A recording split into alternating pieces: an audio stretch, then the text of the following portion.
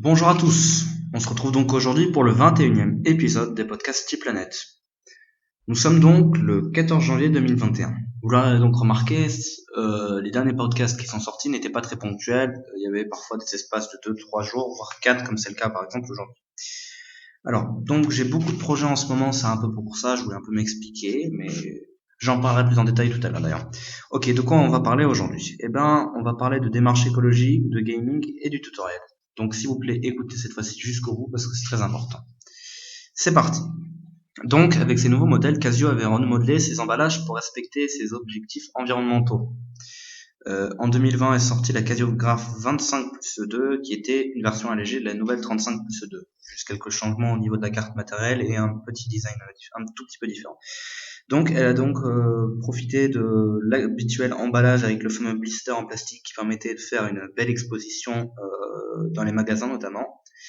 Et ce jusqu'à maintenant où Casio donc a lancé un nouveau type d'emballage. Donc à l'heure où je vous parle, à l'heure où j'ai écrit plutôt ce podcast, parce qu'entre temps ça a été mis à jour, alors où j'écris ce podcast, il y a un nouvel emballage qui est sorti, qui est cette fois-ci entièrement en carton et qui est à mon goût un peu plus beau, un peu plus moderne, même s'il ne dit vraiment pas tout.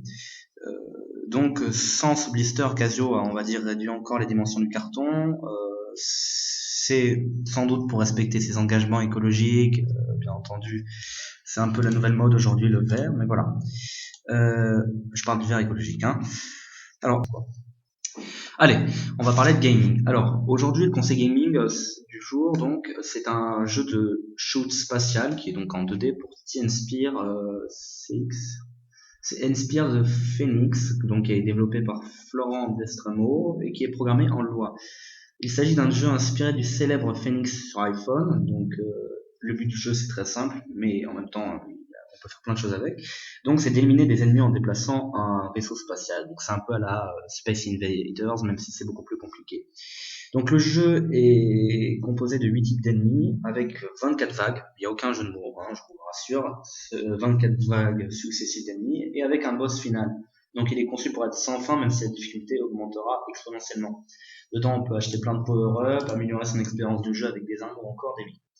Donc voilà, ça en fait un jeu très complet, on peut vraiment s'occuper dessus. Je l'ai pas encore testé moi-même, mais je fais que donner un avis, hein, c'est comme ça. Ok, donc place au dernier article, si on peut appeler ça un article du jour, hein. Donc j'aimerais avoir votre avis sur un peu, je sais pas si c'est en rapport avec les podcasts, mais voilà, parce que je compte faire plusieurs tutoriels en rapport notamment avec le podcast, avec T-Planet, vu qu'il y a plein de professeurs même qui pourraient me donner quelques ressources. Bon voilà, bref. Donc j'aimerais avoir votre avis parce que j'avais commencé quelques tutoriels, notamment sur les interfaces graphiques, du JavaScript, tout ça, des trucs vraiment pas compliqués, un peu pour les débutants, pour tenter de partager mon maigre savoir. Et j'avais commencé des tutoriels qui s'étaient un peu embourbés, et c'est un peu pour ça que je vais déposer un peu moins ponctuellement, un peu moins souvent les podcasts pour commencer une série de tutoriels, peut-être du front-end ou encore du NSI. Donc voilà, c'est à vous de voir. Non, je n'arrête pas, je veux juste diversifier l'offre. Donc voilà, c'est tout pour aujourd'hui. J'espère qu'on se retrouvera très bientôt avec un nouveau podcast. N'hésitez pas à donner votre avis, c'est très important, hein. C'est quand même pour vous que je le fais, hein. Voilà, donc c'est tout pour aujourd'hui. N'hésitez pas à liker, à partager, à vous abonner. Ça permettra de continuer que ce podcast puisse subsister. Mais voilà. Allez, à très bientôt.